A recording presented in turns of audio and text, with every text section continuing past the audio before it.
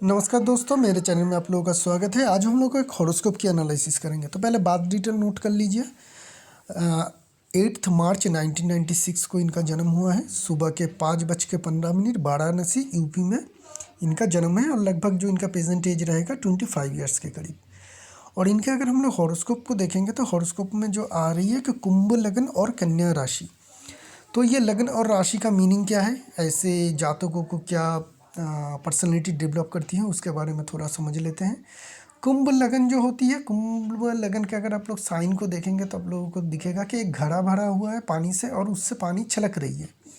इसका मीनिंग ये बताया जाता है कि ऐसे लोग काफ़ी नॉलेजेबल होते हैं, अपने फील्ड में कोई भी फील्ड हो काफ़ी नॉलेजेबल होते हैं और इतनी ज्ञान होती है कि बाहर छलकने के कारण लोगों को पता भी चलती है।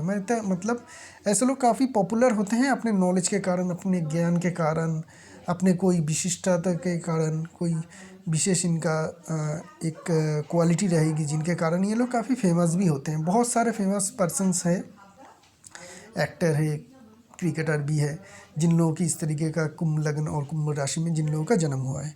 और राशि जो है कन्या राशि, कन्या राशि की अगर फुल साइन को हम लोग देखेंगे तो एक लड़की हम लोगों को दिखेगी, एक महिला दिखेगी जिसके हाथ में लंठन है और वो कुछ ढूंढ रही है। तो उसका जो साइन होते हैं, उसका मीनिंग होते हैं कि ये जो है ये दूसरों को हेल्प करने के लिए जा रही है। रात के अंधेरे में जो लोग बीमार है, जो लोग गरीब है या किसी को कोई प्रॉब्लम है, उसके हेल्प करने के लिए जाते हैं। तो ये लोग काफ़ी सेवाभावी मनोभावी भी होते हैं, मतलब सेवा का कामकाज भी अच्छी तरह से करते हैं, लोगों का हेल्प भी करते हैं।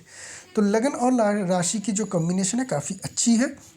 अब हम लोग टोटल एक बार जिस घर में प्लैनेट्स है उसकी हम लोग एनालिसिस कर लेते हैं। उसके बाद इनका कुछ सवाल भी है, उसके ऊपर हम लोग ध्यान देंगे। तो फर्स्ट हाउस से शुरू करेंगे। लगन, लगन 11th हाउस में है। 11th घर में इनका लगन है, कुंभ लगन। और इस घर में अगर हम लोग देखें तो सूर्य बैठा हुआ है, सन, मरकरी और मंगल बैठा हुआ है। 3 प्लैनेट का कम्बिनेशन है, तीनों ही मित्र प्लैनेट है।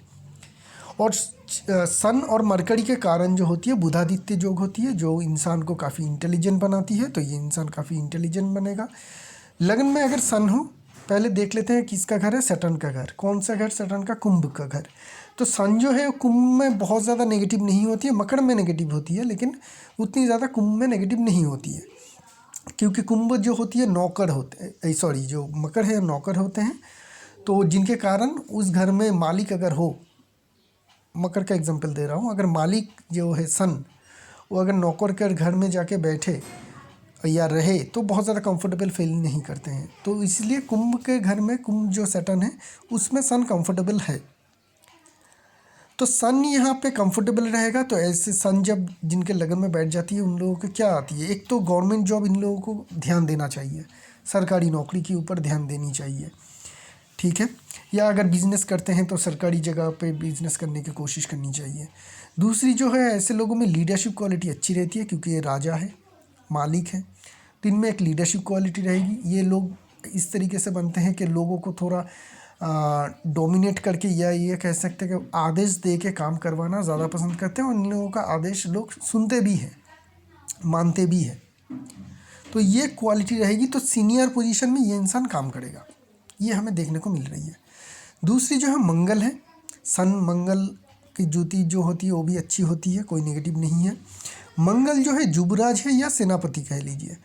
ये क्या होती है, सामने से लीड करते हैं, किसी भी आर्मी को जो है सेनापति सामने से लीड करती है। तो ये इंसान भी जब भी मैनेजरियल पोजीशन में काम करेगा, टीम लीडर के पोजीशन में काम करेगा, या अपने अंडर 2 ही आदमी हो, छोटी मोटी भी काम करेगा, तो ये सामने से लीड करेगा। तो ये बहुत अच्छी इंडिकेशन है, ये आगे जाके मैनेजरियल लेवल पे ज़रूर काम करेगा और अच्छी तरीके से करेगा, सामने से लीड देने वाली लीडर बनेगा, जिनके कारण इनको काफ़ी अच्छी सक्सेस भी मिलेगी जॉब में, ठीक है। ये हमें यहाँ से देखने को मिल रही है। अब लगन की लॉट की बात करते हैं, जो सेकंड हाउस में बैठा हुआ है। लगन की लॉट सेकंड हाउस में बैठना नेगेटिव नहीं है, लेकिन सेकंड हाउस मारक भाव है, इसलिए नेगेटिव है। सेकंड हाउस और 7th हाउस, ये घर और ये घर लगन के लिए नेगेटिव है। क्यों? क्योंकि मारक भाव है। तो मारक भाव में बैठा हुआ है सैटर्न, और साथ में केतु भी है, साधु सर्प जो दोष बनाती है, जो काफ़ी नेगेटिव है। मारक भाव में ये दोष ये दिखाती है कि इस इंसान को या इस जातक को हेल्थ की इश्यूज़ रहेगी, बीमारी होना, एक्सीडेंट वगैरह होना, या फिर जैसा कोई ऐसा जीव हो जो जैसे कि आपका डॉग हो गया, चूहा हो गया, स्नेक्स हो गया, ठीक है, ये सारे चीज़ों का कटने के कारण इनको तकलीफ़ आ सकती है। दूसरी, इनको हड्डी की बीमारी हो सकती है।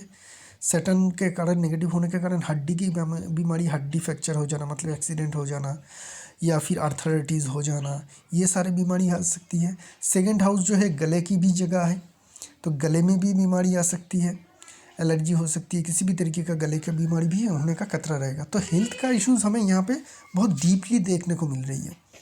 इसका रेमेडी क्या होगा? इसका रेमेडी होगा सैटर्न का स्टोन नहीं पहन सकते हैं।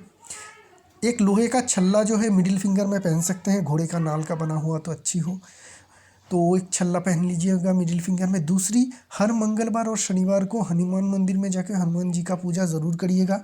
हो सके तो हर रोज़ हनुमान चालीसा का भी पाठ करिए, हर रोज़ ना हो, जब टाइम मिले तब करिए। ये आपके लिए काफ़ी अच्छी रेमेडी रहेगी और इसको आपको ज़रूर करना चाहिए, ठीक है।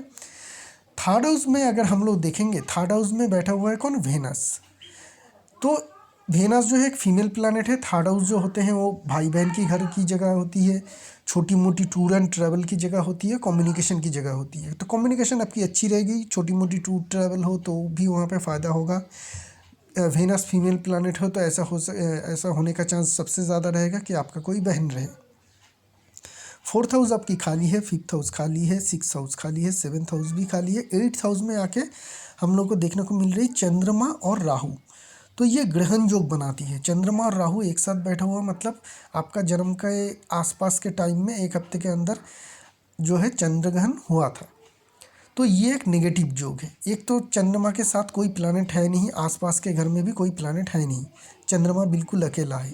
तो ये केमद्रुम दोष बनाती है। केमद्रुम दोष होने के कारण क्या होती है, लोग डिसीजन नहीं ले पाते हैं।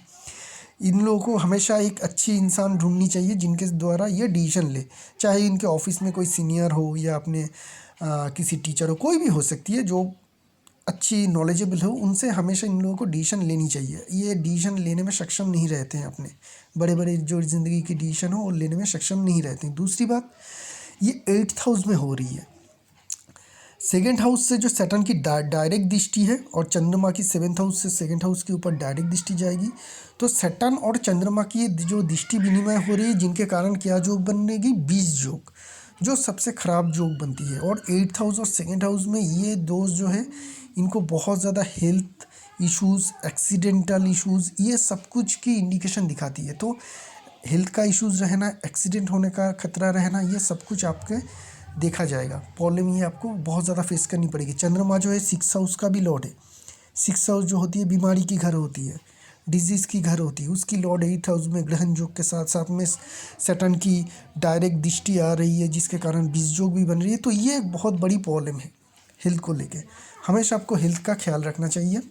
और अगर व्हीकल चलाते हैं, चाहे कार चलाए, बाइक चलाए, तो बहुत ज़्यादा सतर्क होकर चलाइएगा। तो ये जो है इसकी क्या रेमेडी हो सकती है? देखिए, इसकी रेमेडी ये है कि रात में दूध से बनी हुई प्रोडक्ट ना पिए या खाए, ठीक है। चाय भी मत पीजिएगा दूध से बनी हुई रात में, इसको टोटली अवॉइड करिए रात को। दूसरी जो चीज़ है, आपको ये करना चाहिए कि चांदी की 7 सिक्के बनाइए छोटी छोटी। 7 सोमवार को नहाने के बाद सुबह को, अगर कोई आपके वहाँ पे बहती हुई पानी की धारा है, जैसे कि नदी हो गई, आपकी बड़ी झील हो गई, तो वहाँ पे बहा दीजिएगा, ठीक है। ये रेमेडी कर लीजिएगा, इससे चंद्रमा जो है थोड़ी शांत हो जाएगी। आपकी 9th हाउस खाली है, 10th हाउस भी खाली है। 11th हाउस में जो है जुपिटर बैठा हुआ है। 11th हाउस जो होती है अल्टीमेट सक्सेस की जगह है, और क्या है, आय की जगह। तो सक्सेस तो आपको मिलेगा, हर एक काम में आपको सक्सेस मिलेगा, लेकिन आय में ये थोड़ी रुकावट डालेगी। क्योंकि हम लोग पहले भी बता चुका हूँ, जुपिटर अगर हो तो उसकी एग्जांपल दीजिएगा कि दिया तले अंधेरा। मतलब जुपिटर जिस घर में होती है उस घर की बहुत ज़्यादा पॉजिटिविटी नहीं दे पाती है, आसपास के घर में देती है, लेकिन खुद के घर के जिस घर में बैठा हुआ उसी के नीचे ये या उस घर में बहुत ज़्यादा मदद नहीं करती है। तो बिज़नेस आपके लिए बहुत बढ़िया कैरियर नहीं रहेगा, क्योंकि बिज़नेस के लिए ऐसा प्लैनेट चाहिए 11th हाउस में जो नेगेटिव हो, जैसे कि वेनस हो गया, मंगल हो गया, राहु केतु हो गया, सैटर्न हो गया, ठीक है ना। तो क्या होती है, आप किसी भी तरीके से आय कर लेंगे 11th हाउस से बिज़नेस करके। लेकिन जब जुपिटर आ जाए तो आपके लिए जॉब ही प्रेफरेबल कैरियर रहेगी, तो जॉब ही आपको हमेशा करना चाहिए। बिजनेस में बहुत ज़्यादा प्रोग्रेस आपको कभी मिलेगा नहीं। और दूसरी जो है सक्सेस, आपको हर एक काम में सक्सेस मिलेगा, ठीक है। जुपिटर इनडायरेक्टली पे ये करेगा, 11th हाउस को सपोर्ट, मतलब हर एक घर को सपोर्ट देगा 11th हाउस में बैठने के कारण, तो हर एक काम में आपको सपोर्ट मिलेगा, अच्छी है जॉब भी मिलेगी। और जो बड़ी बात है, बड़ी ऑर्गेनाइजेशन में जॉब आपको ज़रूर मिलेगा। अभी प्रेजेंट टाइम में ये छोटी मोटी काम कर रहे हैं, लेकिन 11th हाउस में जुपिटर है और फर्स्ट हाउस में भी हम लोग बहुत अच्छी कंडीशन देखने को मिल रही है, जिनके कारण इनको आइदर गवर्नमेंट जॉब या फिर बड़े ऑर्गेनाइजेशन में, बड़े कंपनी में जॉब आपको ज़रूर मिलेगा। गवर्नमेंट जॉब अगर आपको देखना है तो एडमिनिस्ट्रेशन लेवल वाली जॉब देखिएगा। एडमिनिस्ट्रेशन वाली जॉब कौन सी होती है, जैसे कि हो गया आपका आर्मी का जॉब, पुलिस की जॉब, या यूपीएससी की जो पढ़ाई है उसको अगर आप कर सकते हैं तो वो जॉब, ठीक है। ये सारे जॉब आपके लिए अच्छा रहेगा डिफेंस और एडमिनिस्ट्रेशन में। और एक जॉब है टीचर भी बन सकते हैं। टीचर का भी जॉब अगर आप देखते हैं तो टीचर का भी जॉब आपको मिलेगा। अगर प्राइवेट कंपनी में काम करना है तो किस तरीके का काम आपको ज़्यादा सूटेबल होगा, उसको लेंगे हम मंगल को, क्योंकि सन वहाँ पे रिजल्ट नहीं देगा तो मंगल देगा। मंगल किस तरीके का काम का रिजल्ट देती है, मंगल जो है, मंगल जो लॉर्ड बनते हैं आपके थर्ड हाउस के, करेक्ट।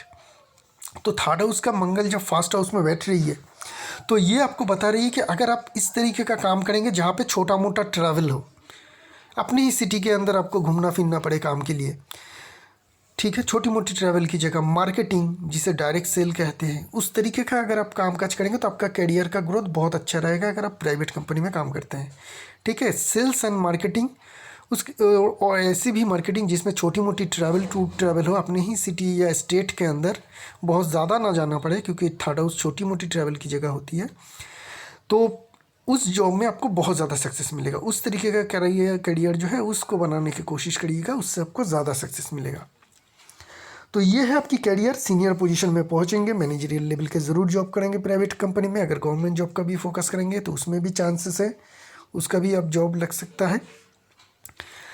और करियर की प्रोग्रेस आपकी अच्छी होगी जॉब में, बिजनेस में। ये जो हॉरोस्कोप है वो नेगेटिव है। मैरिज कैसा रहेगा अगर हम लोग देखें तो 7th हाउस से हम लोग मैरिज कैलकुलेशन करते हैं, इस हाउस से।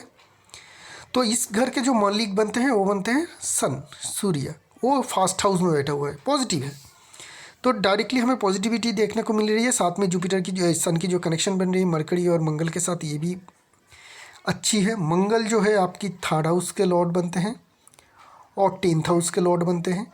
10th हाउस के लॉर्ड आने के कारण थोड़ी सी प्रॉब्लम आएगी, थोड़ी सी नेगेटिविटी रहेगी, ठीक है। थोड़ी सी नेगेटिविटी के होगी, मतलब बहुत बढ़िया एकदम बिना झगड़े के आपका रिलेशनशिप चलेगा ऐसा नहीं, छोटी मोटी दिक्कत आएगी। बहुत बड़ी कोई परमानेंट डैमेज नहीं है, लेकिन छोटी मोटी दिक्कत हमें देखने को मिल रही है। दूसरी, मैरिज अरेंज होगी या लव। तो सन जो है वो बैठा हुआ है जुपिटर के नक्षत्र में, पूर्व भाद्रपद नक्षत्र में। जुपिटर जो है 11th हाउस में है, मैरिज सक्सेसफुल होगा। 11th हाउस जो है सक्सेस की घर है, सन डायरेक्टली कनेक्टेड है जुपिटर के कारण, जिनके कारण क्या होगी, आपकी जो मैरिज है वो सक्सेसफुल होगी, हैप्पी फैमिली लाइफ आप लीड करेंगे, कोई दिक्कत या परेशानी नहीं है। छोटी मोटी जो दिक्कत है मंगल के कारण यहाँ से आपको आती हुई दिखेगी। लव होगी या अरेंज, अगर आपकी हॉरोस्कोप में 7th हाउस का किसी भी तरीके से कनेक्शन 5th हाउस और 9th हाउस से जुड़ जाती है तो लव मैरिज होती है, नहीं तो अरेंज। तो 9th हाउस आपकी कौन सी है, ये वाली घर। 5th हाउस आपकी कौन सी है, ये वाली घर, मरकरी, ठीक है। इसके लॉर्ड जो बनते हैं वो होते हैं मरकरी। तो मरकरी के तो सन के साथ बैठा हुआ है, तो 5th हाउस का लॉर्ड के साथ एक हल्का सा कनेक्शन हमें देखने को मिल रही, तो लव मैरिज होने का चांस जो है वही ज़्यादा है। हल्का कनेक्शन है, बहुत ज़्यादा स्ट्रॉन्ग कनेक्शन तो है नहीं, ठीक है, क्योंकि जो डिग्री की डिफरेंस है ना सन और मरकरी के बीच में, वो करीब करीब 17 डिग्री के हैं, तो थोड़ा दूर है, लेकिन फिर भी लव मैरिज होने के चांसेस ही ज़्यादा है। इस हॉरोस्कोप में लव मैरिज ही होगा। और क्या चीज़ आपकी है, फॉरेन का कनेक्शन आप देखना चाहते हैं तो फॉरेन का कनेक्शन देखिए इस हॉरोस्कोप में है ही नहीं। फॉरेन का कनेक्शन कैसे बनेगा, 9th हाउस और 12th हाउस का स्ट्रॉन्ग कनेक्शन बनेगा करियर के साथ, ऐसा कुछ हमें यहाँ पे होता हुआ नहीं देखने को मिल रहा है। 10th हाउस का जो लॉर्ड है वो मंगल है, वो फर्स्ट हाउस में बैठ रही है। मंगल जो है वो भी जुपिटर के नक्षत्र में ही बैठा हुआ है और जुपिटर आपकी 11th हाउस में है, जिनके कारण आपको जॉब में अच्छी सक्सेस मिलेगा। ये सब कुछ हम लोगों को पता चल गया है। लेकिन 9th हाउस का डायरेक्ट कोई कनेक्शन इस हॉरोस्कोप से है नहीं, ना ही 12 हाउस का। ठीक है, 12 हाउस का लॉर्ड बनते हैं सैटर्न, तो उसका कोई डायरेक्ट कनेक्शन है नहीं। तो आपके लिए अपने ही कंट्री में, अपने ही स्टेट में या अपने ही सिटी में जॉब करना बढ़िया रहेगा, उसी में आपको ज़्यादा सक्सेस मिलेगा। प्रॉपर्टी कैसी होगी? प्रॉपर्टी की अगर हम लोग बात करेंगे तो आती है 4th हाउस से। 4th हाउस आपकी ये हाउस है जिसके लॉर्ड बनते हैं शुक्र, वेनस, और वेनस अपने से 12वें घर में 3rd हाउस में बैठा हुआ है। तो ये एक नेगेटिविटी दिखाती है, ये एक नेगेटिविटी दिखाती है। देखते हैं वेनस किसके नक्षत्र में बैठा हुआ है। वेनस जो है अश्विनी नक्षत्र, केतु के नक्षत्र में बैठा हुआ है, और केतु जो है सैटर्न के साथ यहाँ पे साधु सर्प योग बना रही है, तो केतु भी पॉजिटिव है नहीं। तो प्रॉपर्टी आपकी बहुत ज़्यादा होगी नहीं, आप खुद से बहुत ज़्यादा प्रॉपर्टी नहीं बना पाएंगे। पेरेंटल अगर मिल जाए तो वो आपके लिए बढ़िया रहेगा। छोटी मोटी प्रॉपर्टी ज़रूर हो सकती है, एक आधा फ्लैट खरीद ले, उस तरीके का प्रॉपर्टी ज़रूर बन सकती है, लेकिन बड़े पैमाने में बहुत ज़्यादा प्रॉपर्टी होने का इंडिकेशन है नहीं। फाइनेंशियल को अगर हम लोग देखें इस हॉरोस्कोप से, तो फाइनेंशियल जनरली आती है कौन कौन से घर से? 2nd हाउस से और 11th हाउस से। 2nd हाउस में हम लोग पहले ही देख चुके हैं कि साधु सर्प योग बना रही है, तो पहले ही यहाँ पे हमें थोड़ी सी नेगेटिविटी आ रही है, डायरेक्टली नेगेटिविटी आ रही है, जिनके कारण लिक्विड मनी जमा करना आपके लिए अच्छा, मतलब लिक्विड मनी जमा करना आपके लिए बहुत हार्ड होगा। तो आपको क्या करना चाहिए? हमेशा ऐसी जगह पे इन्वेस्ट कर दीजिए जहाँ पे आपको निकालने में प्रॉब्लम दिक्कत हो, जैसे कि लाइफ इंश्योरेंस कर दीजिए। ठीक है, लॉक जो म्यूचुअल फंड है 3-4 साल या 6 साल के लिए जो लॉक्ड आते हैं म्यूचुअल फंड, जहाँ से आप पैसे नहीं निकाल पाएंगे, उसको कर लीजिए। फिक्स डिपॉजिट कर लीजिए, इसमें से ही आपका पैसा बनेगा। लिक्विड मनी बैंक में रखेंगे तो रहेगा नहीं आपका, वो निकल जाएगा किसी न किसी कारण से, बहुत ज़्यादा खर्चा हो जाएगा। ठीक है, किसी न किसी कारण से। दूसरी, सैटर्न जो है वो किसके नक्षत्र में बैठा हुआ है? सैटर्न पूर्व भाद्रपद नक्षत्र में बैठा हुआ है, जिसकी लॉर्ड बनते हैं जुपिटर। जुपिटर जो है 11th हाउस का लॉर्ड है, 11th हाउस में ही बैठा हुआ है, तो 2-11 का एक कनेक्शन बन रही है, जो अच्छी बात है। और जुपिटर जो है 2nd हाउस का भी लॉर्ड है, तो 2-11 का कनेक्शन जो बन रही है सैटर्न के कारण, ये आप थोड़ी सी हमें उम्मीद देती है कि हाँ, अगर आप बैंक में लिक्विड मनी ना रखें, और जैसा मैंने कहा कि इधर फिक्स डिपॉजिट कर लीजिए, म्यूचुअल फंड में दे दीजिए, या फिर LIC कर लीजिए, तो उसके द्वारा आपका अच्छी सेविंग्स बन सकती है। लेकिन लिक्विड सेविंग बनने में दिक्कत आएगी, लिक्विड मनी नहीं रखना है। ठीक है, अच्छी खासी आप पैसे जमा कर पाएंगे इस कारण से, क्योंकि जुपिटर जो है सैटर्न के नक्षत्र में बैठा हुआ है। अभी हम लोग बात कर लेते केतु। केतु भी अगर हम लोग देखें रेवती नक्षत्र में बैठा हुआ है, जो मरकरी के नक्षत्र है। मरकरी आपकी 1st हाउस में बैठा हुआ है, तो यहाँ से हमें बहुत ज़्यादा कुछ मदद नहीं मिलेगी। तो धन आप जमा कर पाएंगे, लेकिन टर्म्स रहेगा, लिक्विड मनी में नहीं जमा कर पाएंगे। जो एसेट होते हैं, जैसे कि आपका फिक्स्ड डिपॉजिट हो गया, LIC वगैरह हो गया, या फिर म्यूचुअल फंड हो गया, तो उसके ज़रिए आप धन को एकत्रित कर सकते हैं। धन आपका ठीक ठाक रहेगा, बहुत बढ़िया कुछ नहीं है। हाँ, सीनियर पोजीशन मैनेजरियल लेवल के जॉब आप करेंगे, ये आपके लिए अच्छी है। हेल्थ के मामले में काफ़ी नेगेटिव ये हॉरोस्कोप है, तो हेल्थ के मामले में नेगेटिव हमें देखने को मिल रही है।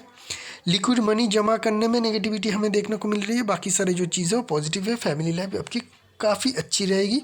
छोटी मोटी दिक्कत होगी, वो हर किसी का होता है, मैक्सिमम के होते हैं, उसको अगर हम लोग इग्नोर करें तो ठीक है। प्रॉपर्टी आपका पेरेंटल मिल जाए तो ठीक है, नहीं तो आप बहुत बड़ा कुछ प्रॉपर्टी में कर पाएंगे, उसकी भी इंडिकेशन देखने को नहीं मिल रही है।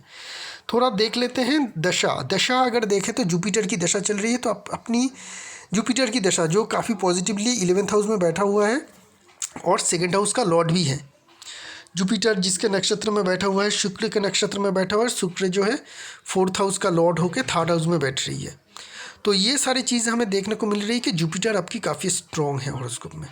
तो आपको क्या करना चाहिए, मतलब क्या होगा ये दशा में? ये आपकी लाइफ की गोल्डन पीरियड चल रही है 2020 से। लेकिन आप कहेंगे मैं तो एक छोटी मोटी नौकरी कर रही हूँ, शुरुआत हुए।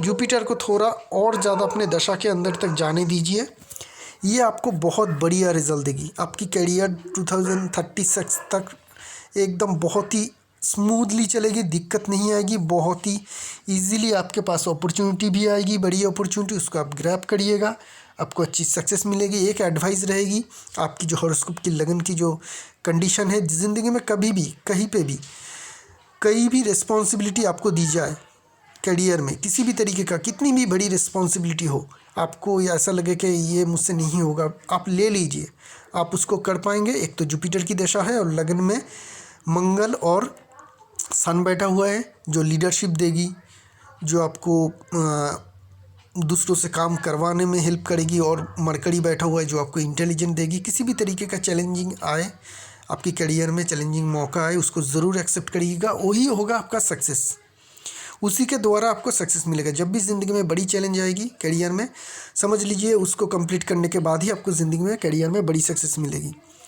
जुपिटर की इसी दशा के अंदर ही आपको बहुत बड़ी सक्सेस मिलेगी। 2022 सितंबर तक आपको बड़ी जॉब ज़रूर मिल जाएगी, अच्छी जॉब ज़रूर मिल जाएगी। जुपिटर की अंतर्दशा ख़त्म होते होते जुपिटर आपको अच्छी जॉब देती जाएगी। सैटर्न आएगी उसके बाद 2025 तक रहेगी, और वहाँ पे आपकी थोड़ी हेल्थ की इश्यूज़ आएगी। मरकरी अच्छी रहेगी। केतु के कारण भी इस टाइम में 2027-28 को हेल्थ की इश्यूज़ रहेगी। एक्सीडेंट होने का खतरा इस टाइम पीरियड में आपका ज़्यादा रहेगा, ठीक है। बीमारी होने का खतरा ज़्यादा रहेगा। ऐसा बीमारी भी हो सकती है कि शुरुआत में पता ना चले, बाद में पता चल जाएगा, बाद में पता चले जब वो बहुत ज़्यादा डीप कनेक्शन में आ जाए। तो ये सब का ख्याल रखना है। उसके बाद वेनस, ये जो सारे प्लैनेट आ रही है, ये आपको अच्छी रिजल्ट देता हुआ जाएगा। उसके बाद आएगा आपका सैटर्न की दशा, जो लंबे समय तक चलेगा। लेकिन सैटर्न की दशा की शुरुआत के 7-8 साल जो होगी वो आपको हेल्थ को बहुत ज़्यादा ख़राब करेगी। 2036 के बाद आएगी सैटर्न की दशा।